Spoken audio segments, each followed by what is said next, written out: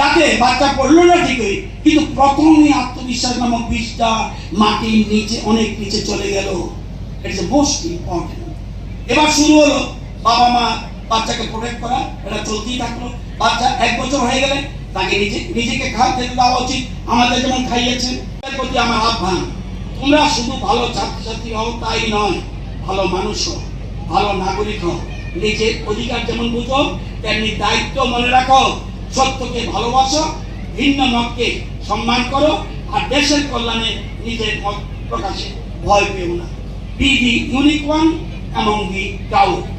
সবাইকে কোনো জিনিসে দক্ষতা অর্জন করতে পারলে সম্মান পাওয়া যায়। মজার ব্যাপারটা দেখুন, এই জিনিস আপনার বারবার বললেও বাচ্চাকে মুখে বললে বাচ্চা বুঝবে না। মাঠে খেলতে পাঠান, সহজে বুঝবে।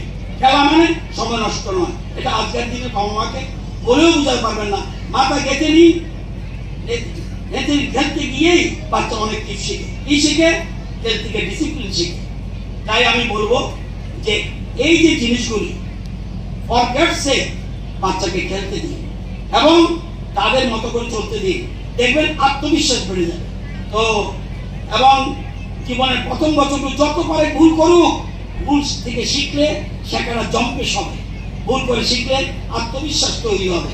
আপনার বাচ্চাকে আর ভুল করতে না দিলে বড় হয়ে যখন ভুল করবে সেই দিন হয়তো আপনি থাকবেন না পৃথিবীতে। তাই আপনি যতদিন আছেন বাচ্চাকে ভুল করা থেকে আটকাবেন না।